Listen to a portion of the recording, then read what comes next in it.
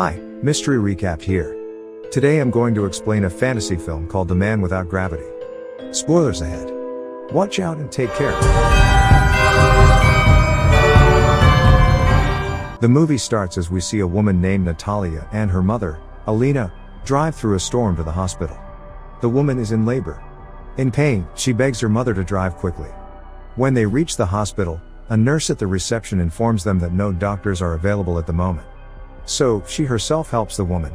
Natalia finally gives birth, but the baby doesn't cry. In fact, he floats in the air like he is lighter than it. The three are stunned. Natalia grabs the umbilical cord and gently pulls him towards her. Natalia and her mother run away with the newly born, without providing their information to the nurse. Natalia is over the moon to birth such a special child. She assumes that her baby is an angel. At home, Natalia assumes that if he eats something, he will stop flying. Alina asks her who the father is, but it turns out that Natalia doesn't know, because she was a prostitute. Alina then declares that the child will not be allowed to leave his home. She wants to protect the baby from the cruel world outside. The following morning, Alina wakes up to the child sleeping on the ceiling. She carefully brings him down. The two name him Oscar. Just then, 4 friends of Alina arrive at their door to have a look at the newborn. Natalia ties the baby to a crib with a belt and covers him with a blanket. The women do not suspect anything. One of them tries to pick Oscar up, but Alina doesn't let her, saying that the baby is fragile. The women then leave. The two then make the house's ceiling comfortable for the child, so he can sleep freely. Alina tells people that Oscar is allergic to the sun, so he cannot come outside. Cut to a few years later, Oscar has grown up into a beautiful child now. He is still not allowed to go outside the house by his grandmother. His everyday life includes looking at people through the window and watching Batman on TV. Alina also teaches him to read and write at home. One day, Natalia makes him a jacket with weights on its pockets. This makes Oscar able to walk on the ground. Natalia is happy, because now she can send her son to school. However, Alina is against him leaving the house for his own safety. Even when Natalia insists, Alina doesn't budge. One day, Oscar is alone in his house, when he opens the window and tries to get out of it.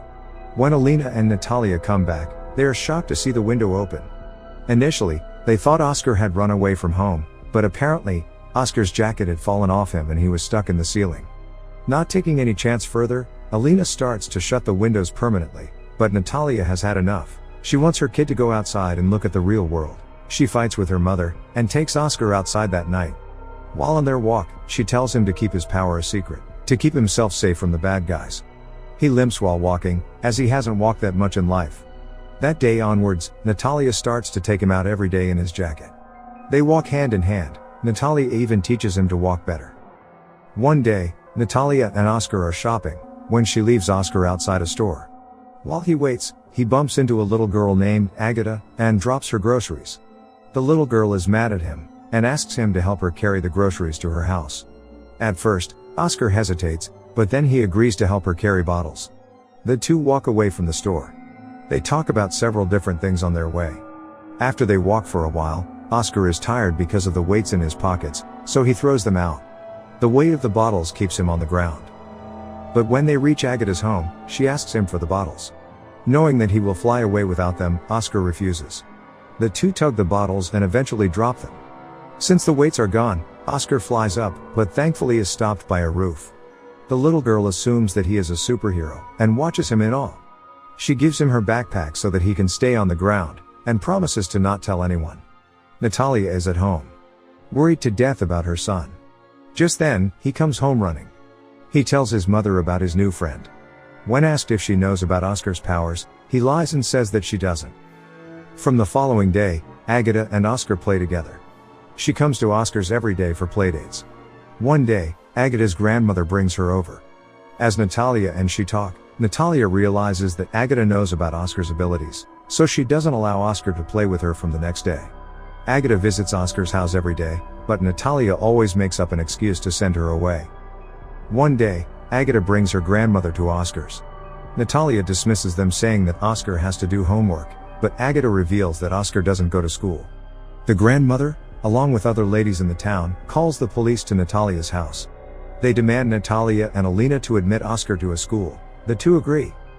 It is now Oscar's first day at school. Natalia takes him in, but realizes that the kids are supposed to keep their backpacks and overcoats outside.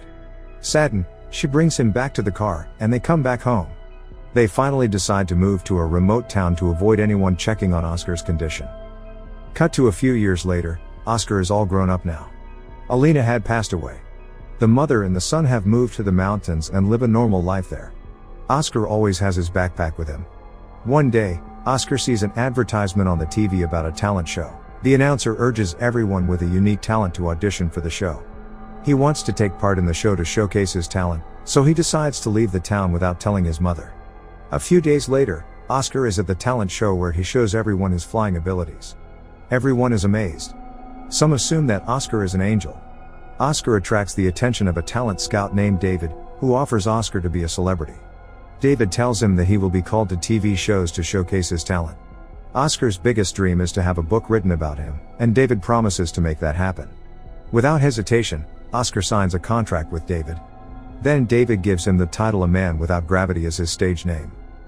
After signing the contract, David gives him a luxurious house as a gift. He wants his mother to stay in the house as well, but David forbids it. The next day, Oscar starts performing on TV shows and appearing as a model in magazines. As he keeps flourishing, initially, he loves the fun city life, but gradually he starts feeling empty and bored. He starts gaining a lot of fans.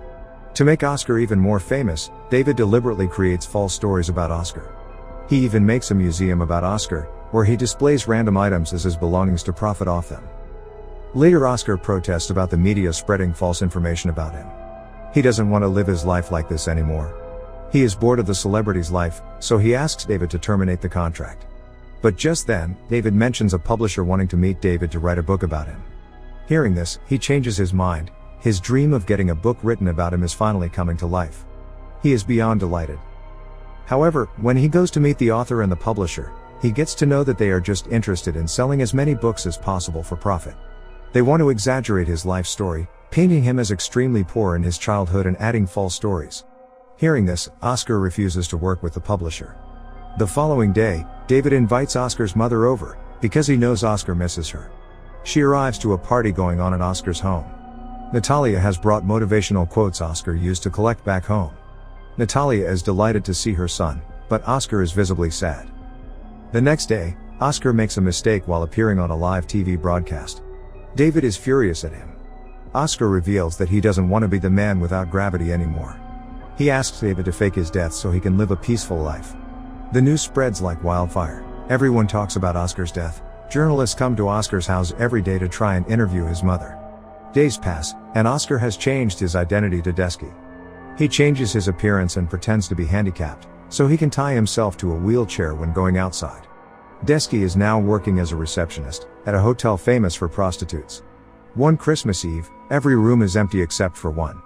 Desky goes to check on the person in the room. He finds the new prostitute there, who tells him everything is fine.